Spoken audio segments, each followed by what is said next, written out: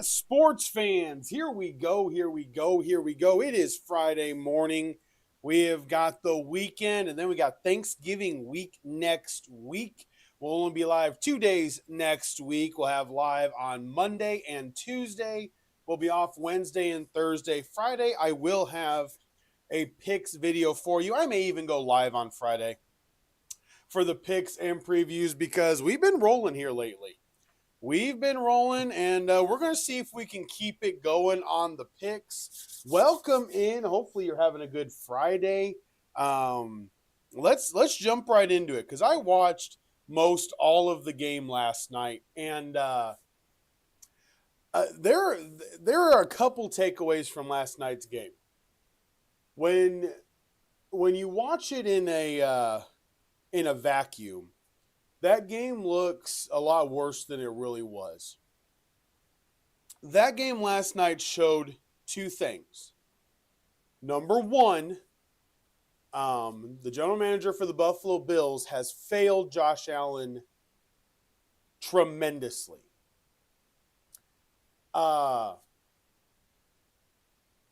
There are multiple execs, and I've read a couple of stories this week. There are multiple executives in the league that believe that Buffalo is Josh Allen and Josh Allen alone. They acknowledge that James Cook is a top 10 running back. They acknowledge that Deion Dawkins is a stalwart left tackle. And they have a couple of nice pieces elsewhere. But the Buffalo Bills are the Baltimore Ravens. This team is built on tight ends and running backs.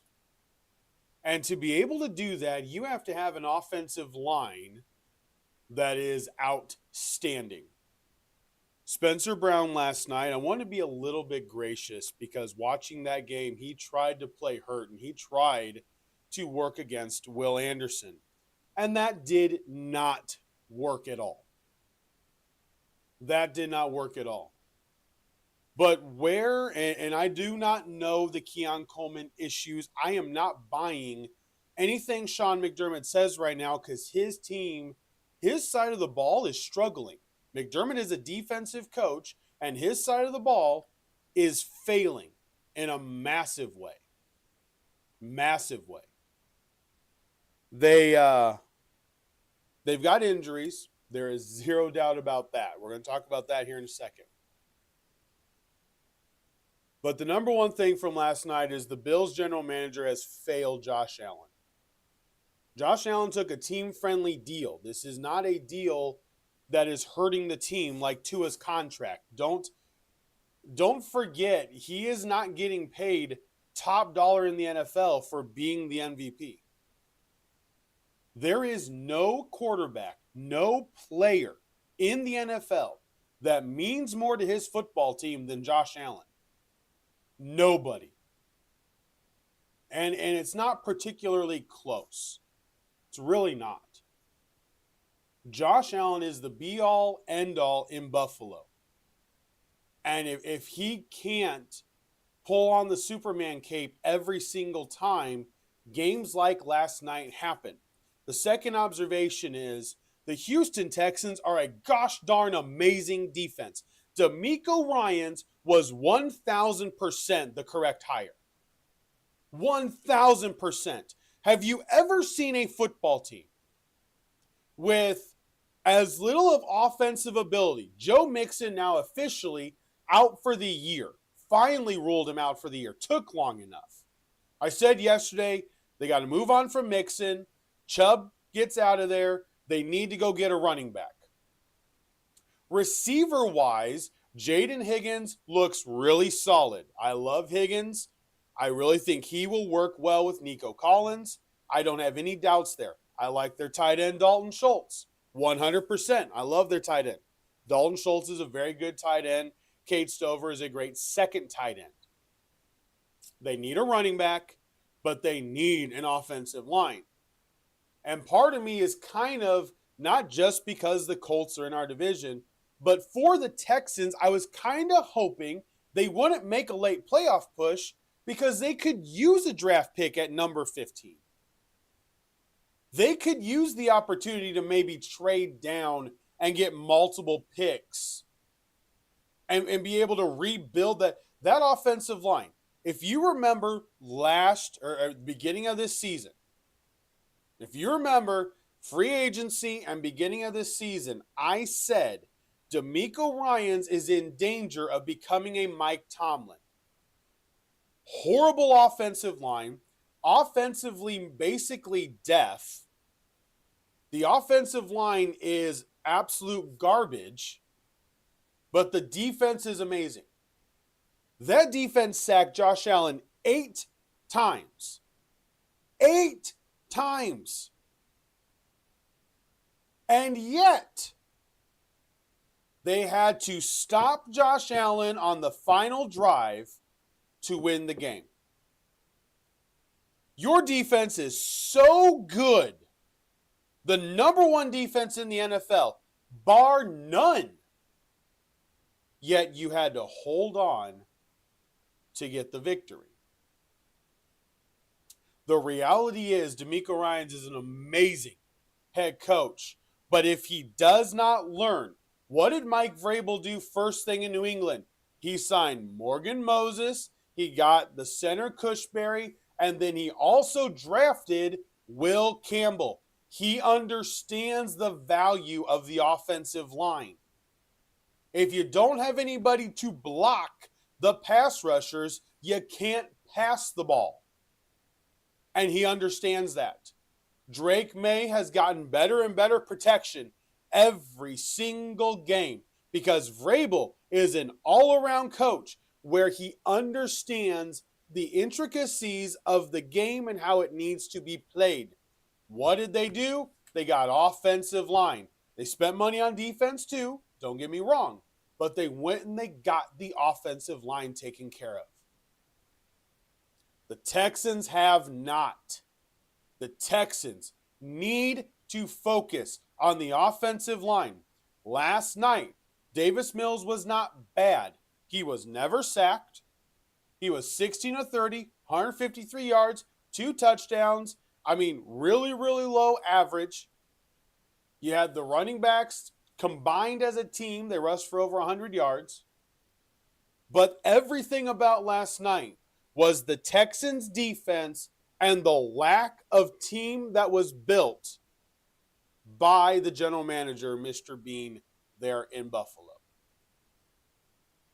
And last night it showed a lot. James Cook had a great night. He had 17 rushes, 116 yards. Joe Brady, again, though, called a very washboard game. Just constantly up, down, up, down, up, down. Nothing that got consistent. I would have started running swing passes in the middle of the third quarter when I realized my offensive line can't block. Will Anderson is eating Spencer Brown alive. It's that simple. Then they brought in the backup. What happened to the backup? He got a holding penalty. So the reality is, can Buffalo win the Super Bowl? Absolutely. Why? Because they have Josh Allen. And they have James Cook. I do not trust Joe Brady, and I don't trust Sean McDermott. He got outcoached last night. Again. He was outcoached 150%. Again. Mike Vrabel is now the best coach in that division, and McDermott better be careful because whoever Miami hires may be better than him too. And I think this could really end up being a year McDermott may end up getting fired. I am watching that very closely. If you want to make the excuse with the injuries, okay. But he will be talked to in the offseason going, you have to make this better next year. We can't go backwards. And you can't lose to a team without their starting quarterback on Thursday Night Football and look that bad. Josh Allen had no time. He's trying to be Superman. He's trying to make the plays. He can't do it. This Texan defense is fast. And it was all Will Anderson or the center. I loved watching Danielle Hunter and Deion Dawkins go at it. Dawkins is a stalwart left tackle. Hunter only got his sacks because of being on the outside edge when the sack came to him. Will Anderson created the rest of the sacks. And can we talk about the hand size of Josh Allen, please? Any other quarterback has at least 3, if not 4 fumbles last night, forced by the Texans.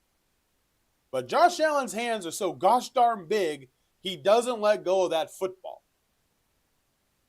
Now let's go to the final drive, because I was on the edge of my seat. I was driving the truck. I was on the phone with Big J. We were watching the game. Can we go to the final drive? This is Josh Allen. He doesn't give up. He makes that long scramble and run, gets down. Beautiful. Then they get the penalties again. They make a hook and ladder 4th and 27 conversion. What? The hook and ladder 4th and 27. The Texans just kept backing up. Shakir had a wide open lane, gets a 40-yard gain. And then the play calls got weird. Again. Now the first play call, I love that throw to Davis. Man, I loved that option. That was a perfectly thrown ball. Perfectly thrown ball. And Davis just didn't get his feet down. That was a beautifully thrown football. I mean, oh man. Davis hasn't played all year. And you can tell that one is an issue where Davis doesn't have the time played this year to get his body fully back into mode. Like he jumped, but the ball hit him right here. If he doesn't jump, the ball's sitting right here, and he can drag his feet, catch the ball, and go down. And he's out either at the 1 or he falls into the end zone, one of the two. Josh Allen made a perfect throw. Then they get sacked. And it's just that defensive line was relentless. The play action wasn't working because D'Amico kept bringing freaking 8 people. He brought 8 people because the receivers for Buffalo can't separate. Coleman was out. They need a number 1. I love Shakir. Shakir is an amazing slot receiver. He can't be a number 1. You need a number 1 receiver. Buffalo's going to really need to look at stuff in the offseason, regardless of whether they win the Super Bowl or not. I thought they'd be much better. Injuries definitely hurt Ed Oliver, Sanders. I mean, there is no doubt the injuries affect everything. And last night, Malik Hairston went down. Big J and I were wondering, like, are we going to get a play without an injury? I mean, Rapp goes down. Then you had Chubb went down. You had doggone it, Malik Hairston went down. Spencer Brown goes down. The center goes down for Buffalo. That was one of the funniest plays. It literally looked like a backyard football thing where the sonic boom goes off and the entire line just fell to the floor. And the only people standing were the Texans players and Josh Allen. And that was it, because the center fell down, the right tackle Spencer Brown fell down. Listen, the Texans are now 6-5. They're 4-2 at home. And don't look now. They've got a shot. They have really got a shot. And the Buffalo Bills, I'm not worried about them as far as the rest of the year is really concerned. They have that game against the Eagles. And they got the road game against the Patriots. But next week they have the Steelers. Then they got the Bengals. Then they got the Patriots. They got the Browns. They got the Eagles. If you give them 3 wins, they're at 10.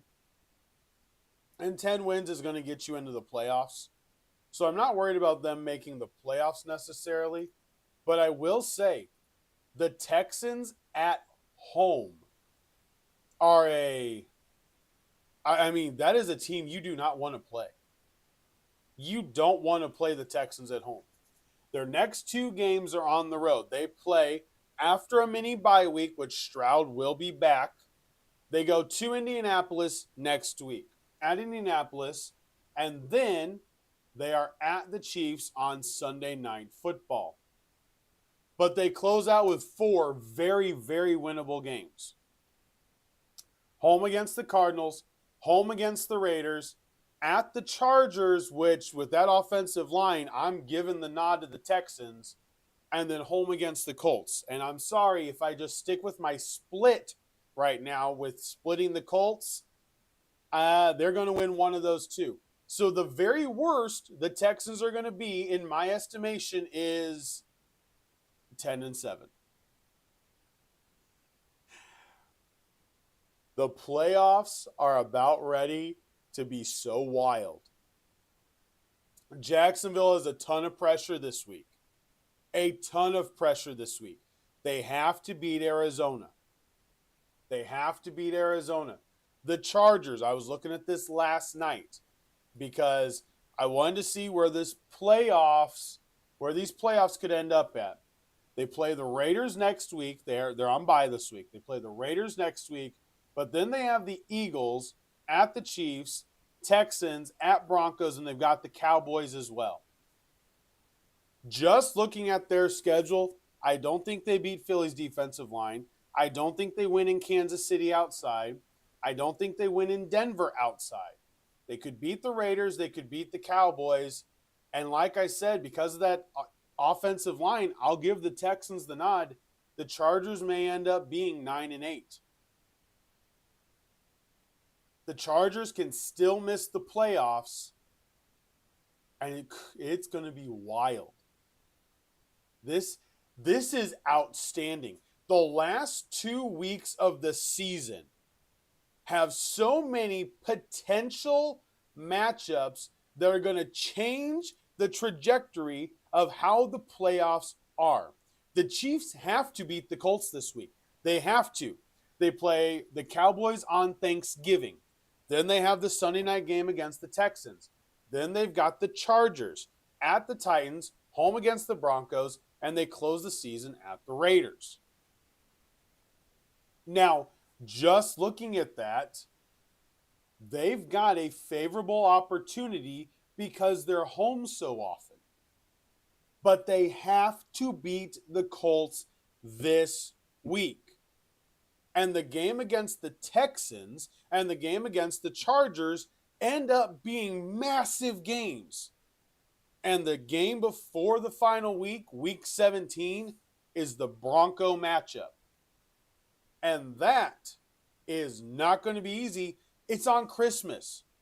I don't know who I'm going to... They play at Tennessee on December 21st, and then on Christmas, they play against the Broncos.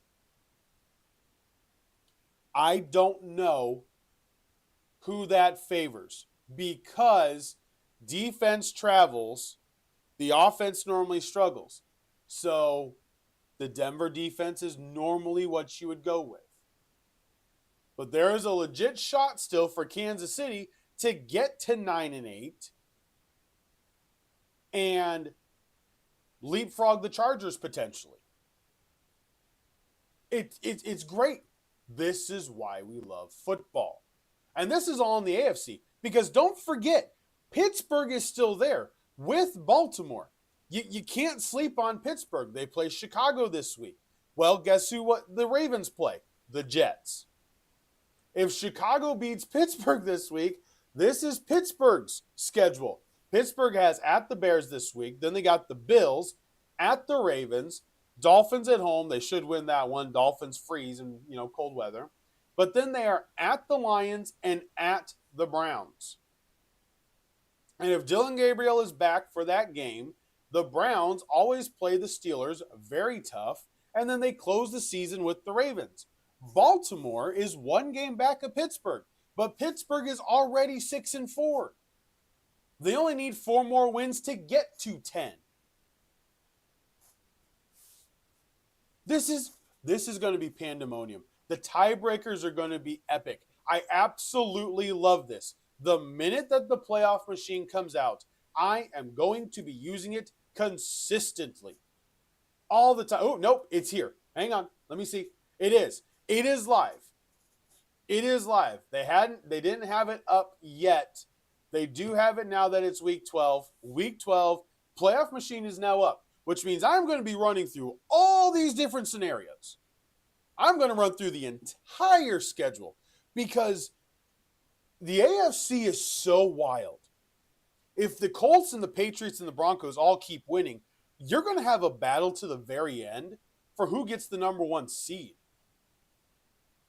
And that's going to change everything. It changes the matchups. It changes who you believe can make the Super Bowl. Because if you're going to go to Mile High, I'm going to give that Bronco defense a lot of benefit of the doubt at home. At home, that Bronco defense is the same as the Texans at home.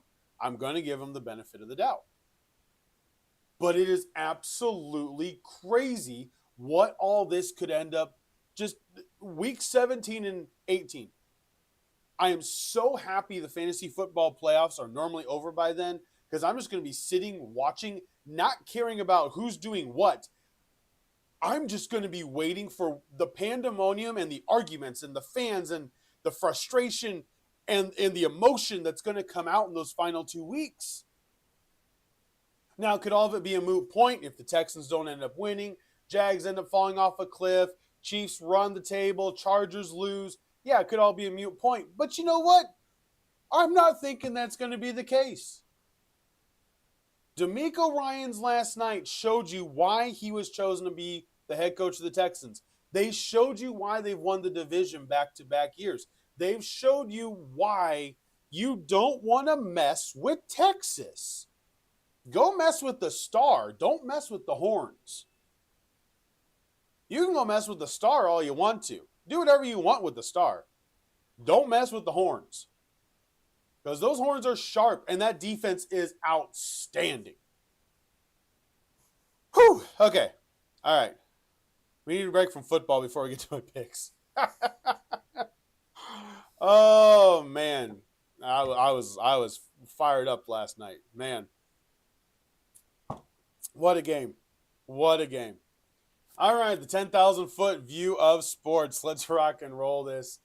And let's take a look at what happened elsewhere around the country last night. In the National Basketball Association, Domantas Sabonis is out 3 to 4 weeks from the Sacramento Kings with a meniscus tear. It's not good for Sacramento. And on top of that, they got absolutely blown out, 137 to 96 by the Memphis Grizzlies. It was ugly. It was ugly. The Philadelphia 76ers, behind 54 points from Tyrese Maxey, get the victory over the Bucks, 123-114 in overtime. The San Antonio Spurs beat the Hawks 135 to 126. And the Magic kept the Clippers reeling 129 to 101. The Lakers, they're making moves. The ownership group is getting ready, and they're getting ready to tell LeBron to take a hike. They fired Joey Buss and Jesse Buss from the front office in the scouting positions. They are getting their scouts in. They are getting the Buss family out, getting all of the garbage out so that they can get in a team of true professionals that actually know what they're looking at and know what they're doing. Done with the friends of the family. Done with this. We're going to make the Lakers a championship team again. And I believe in that ownership group. I really do. And yes, I do think they're going to trade LeBron. I really do think they're going to pressure and trade LeBron. If he wants a farewell tour, he can have it next year somewhere else. But I do believe the Lakers will want to get something for him because they were playing nice in the offseason. They're going to want what they need for the playoff push. They will. So that was the National Basketball Association in hockey. We had a full slate yesterday. Good gosh. And we had overtime games, we had shootout games. It was a wild night of the National Hockey League action. The Columbus Blue Jackets beat the Toronto Maple Leafs 3-2 in overtime. You guessed it. The Washington Capitals, they scored 7 goals yesterday. They scored 8 goals last night, beating the Montreal Canadiens 8-4. New York Islanders blanked the Detroit Red Wings 5-0. The Florida Panthers also put up a blank of the New Jersey Devils 1-0. Philadelphia Flyers beat the St. Louis Blues in overtime 3-2. Edmonton Oilers could not get it done in Tampa Bay. The Lightning pull out the victory 2-1 in overtime. The Seattle Kraken get the victory against the Blackhawks 3-2. Colorado Avalanche, they are a team to be reckoned with. I have good luck betting them to win. They beat the Rangers 6-3. The Vegas Knights beat the Utah Mammoth 4-1. Dallas Stars took out the Vancouver Canucks 4-2. Ottawa Senators, they beat the Anaheim Ducks 3-2. And the San Jose Sharks last night in a shootout. It was a fun shootout to watch. They beat the Los Angeles Kings 4-3. So that was elsewhere in the world of sports. Okamoto and Takashi, the two biggest Japanese stars, are available now to sign with MLB teams. So we will see how how the free agent signings end up playing out, who gets who, and where everyone ends up. All right, in other NFL news, so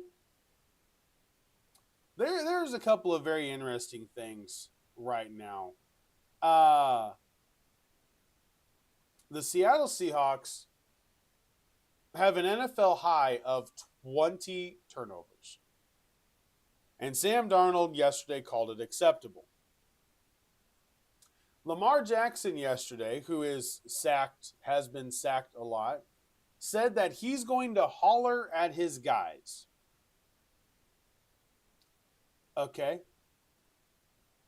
Fair enough.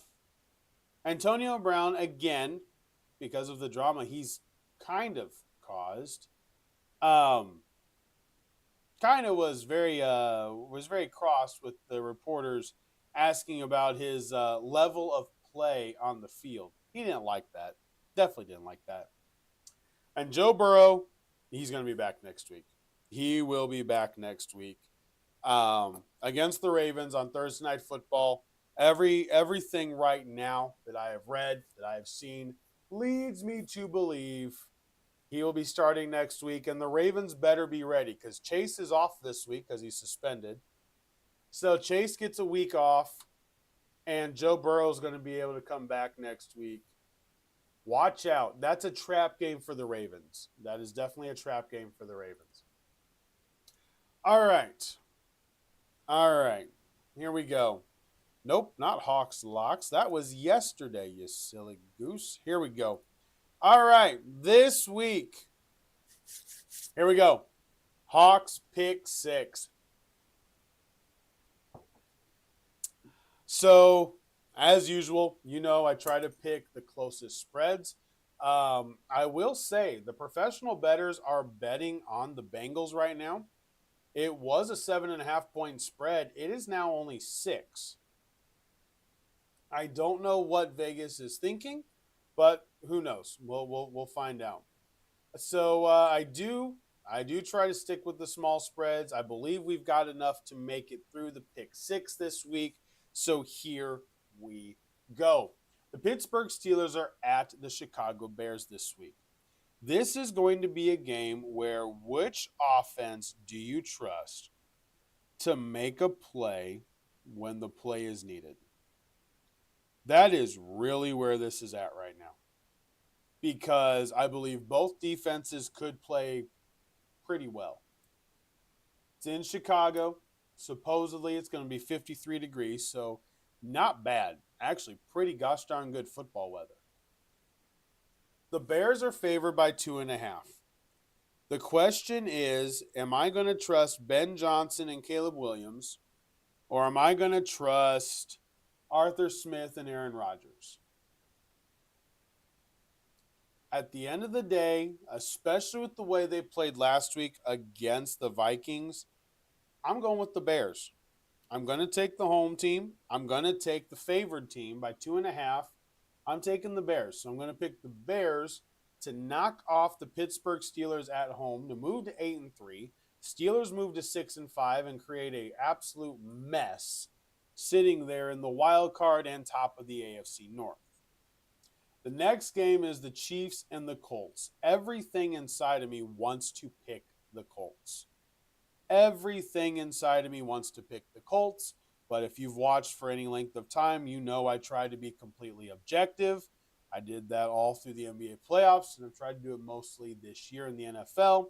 In college, yes, I bleed IU Crimson Red.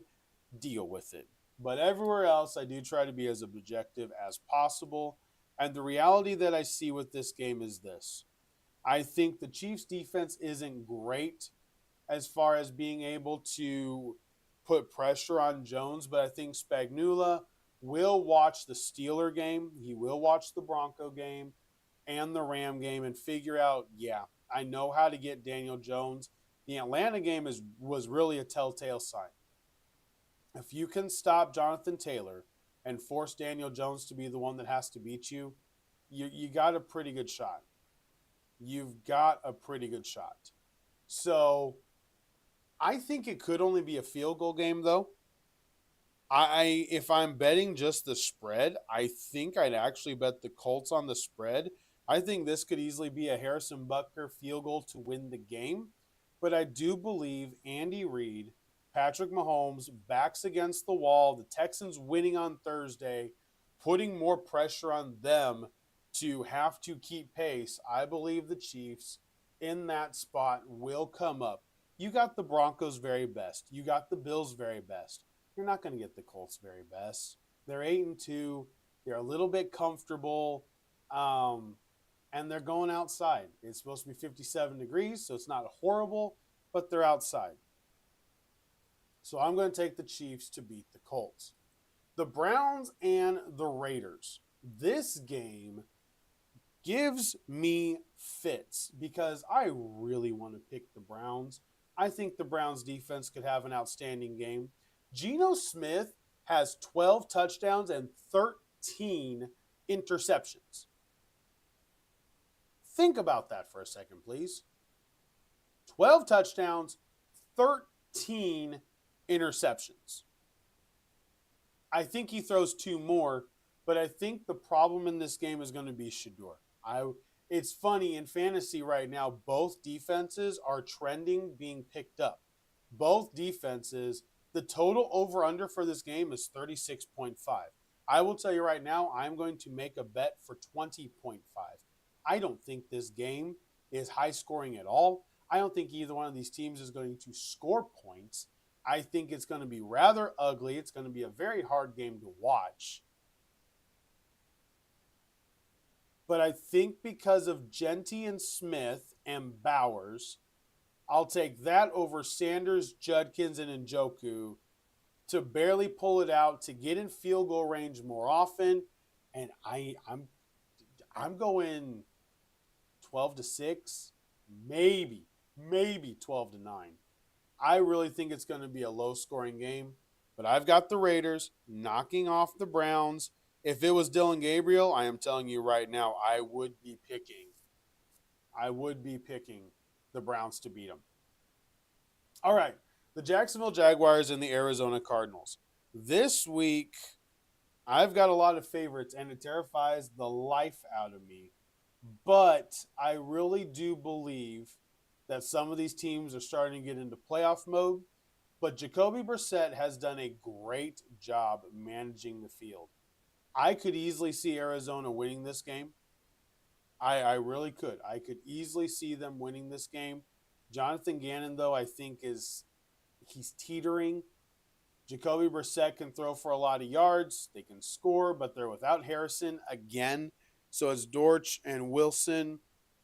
They don't really have a running game, so I think Jacksonville is just going to rush four, play that zone like they did against the Chargers, and they're opportunistic. And I think that's what changes the game. So I'm going to go with the Jags to beat the Cardinals. Now, this game right here, Eagles against the Cowboys. Eagles against the Cowboys. Eagles are a better team. Let me start out by saying that. Eagles are a better team. Hands down, absolutely a better team. But you know how there's always that one thing you think about? That one thing where you go, what if? What if Dallas stuffs Saquon Barkley? Now, I don't think the Dallas defense is great by any stretch. But what if Philly's defense doesn't show up? What if the Cowboys at home put up a bunch of points? Can the Eagles stay with them? This may be the dumbest pick of the week for me, but I just feel that after everything that's happened, I don't trust the Eagles to score. And I think the Cowboys kind of have something with Prescott right now. Pickens and Lamb and Ferguson. I think they can kind of pick the Eagles secondary apart. And like I said, the Eagles are the better team, period. But there's just something about this game. Vegas knows it's only a 3.5-point spread for the Eagles. Vegas knows this game is a lot closer than what it should be. Philly should stomp the Cowboys. And maybe they still will. But there's a gut feeling I have that the offense for the Cowboys is going to put up enough points, and Philly's offense has just been inept. All season long, they've been inept. They should have lost last week to Detroit. They didn't beat Detroit. Dan Campbell beat themselves again. I'm going to do it. My only underdog of the week this week, I'm going to pick the Cowboys, and I can't believe I'm doing it. I may end up having to enter, I don't know, I may have to go to the immediate care. I'm not sure. But gosh darn, I'm going to pick the Cowboys to beat the Eagles. And then the last game of the week, the Saints and the Falcons. Guys, I'm running with the Saints. I think Tyler off of a bye week. I think Kellen Moore knew what he was doing. I really do. He let Spencer Rattler take the hardest part of the schedule. He let his rookie quarterback learn the playbook, learn what was going on the field for half a season, getting him in now to real-time play. I love it. I love what he did. I absolutely love how they've done things. I'm going with them. I'm picking the Saints. I'm picking their defense to pick off Kirk Cousins twice, probably sack him a couple of times. I'm running with it. I am absolutely running with it. So this week, for the pick six, here we go. We got the Bears over the Steelers, the Chiefs to take out the Colts, the Raiders to knock off the Browns, Jaguars to get a big victory in Arizona over the Cardinals, the Cowboys to upset the Eagles at home, and then the Saints to get a statement win that they are coming. They just got to get new players in because they're really old. They got to reset everything with the salary cap. But the Saints will show. I think they're going to show they got a quarterback, and I think Tyler could easily end up being that. All right, let's look at college football. Let's give you my 3 picks for the college football weekend. The biggest games from this weekend, there isn't a ton, so here we go. I am going to pick Missouri and Oklahoma. Oklahoma is favored by 6.5. I don't see any other way around it. I believe the Sooners at home are going to win. I don't think there is a hangover from beating Alabama. I really don't. I don't think there's a hangover. Will Venables will have that defense ready to go. Ahmed Hardy, even though he's an outstanding running back for Missouri, 1,350 rushing yards, 15 touchdowns, and only 197 carries. The guy is amazing. He could easily break a run against Oklahoma, but I think Oklahoma wins, keeps rolling, and keeps moving towards a college football playoff berth. Oregon and USC, the spread is now 10.5. It is a very big spread. Number 7 versus number 15. I am going to take USC on the spread. I think they could keep it close. I think they've learned. But it's going to be cold. It's going to be 46 degrees, potentially rainy and wet, which is why I think the game could end up being closer. It could be 30-20. So 10.5, I'd still win the bet at 10. But I think Oregon's just too strong. Oregon has more things together. I'm going to take the Ducks, but if you're doing spread, I would absolutely take the USC side of the spread. But I do believe the Ducks are going to win. 10.5 is a pretty big number. And then the other game we are going to pick is going to be Pittsburgh at Georgia Tech. It is senior day at Georgia Tech. They are only favored by 2.5 points. Pittsburgh has an outstanding run defense, regardless of what happened against them last week. I believe Georgia Tech, though, they win. They guarantee a spot in the ACC championship game. I believe they get it done. They're ranked number 16. If they beat Pittsburgh, they can probably move to 14, go to the ACC championship game, and let the cards basically play out how they need them to after that. So I'm going to go with the Yellow Jackets over the Panthers, and we're going to see how the ACC plays out here. We're going to see how they play out. So for the college football picks this week, I go Sooners, going with the Ducks, and then I'm going with the Yellow Jackets as well. The underdog picks are actually the ones that I think where teams are going to be looking ahead. Look out for Florida against Tennessee. I really think that could be a look-ahead game.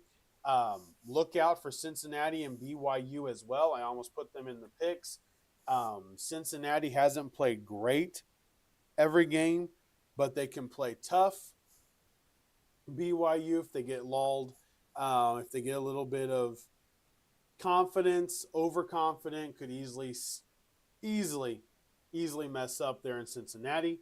Arizona State going to Colorado, and watch that game. I don't think Colorado is that good at all, not by a long shot, but Arizona, warm weather, heading up to Colorado.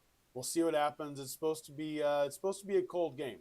It is. It's supposed to be a very cold game. So look out for those games. We got a wild weekend. I think there's going to be a lot of blowouts. Like I said, I do think there's going to be a lot of blowouts. But this is going to set up for a really fun Thanksgiving week and the end of the season. It's already being played out. The end of the year is already being played out as if we're going to have pandemonium. We're going to have emotion. We're going to have anger. We're going to have stress. We're going to have people screaming on the internet, and it's going to be fantastic. And I cannot wait for it. I absolutely cannot wait for it. All right, guys, it is Friday. We are done for the weekend. We'll be back Monday morning, 9 o'clock Eastern time. Obviously, over the weekend, I will have a short as well. And I appreciate each and every one of you hanging out with me this week. Thanks for hanging out with me today. Man, we're getting into it. Just think about this. There's only 2 weeks of the college football regular season left. There's only 2 weeks of the college football regular season left. We've been doing this, the podcast this way for a couple of, 3 months now. And wow, time has really flown by. We are 2 weeks away from the college football season, regular season being over, and we go to conference championships and then bowls and college football playoff. And we're already at week 12 in the NFL season. Football just goes by too freaking fast. But hey, have a fantastic weekend. If you're having Thanksgiving early this weekend, have a happy Thanksgiving.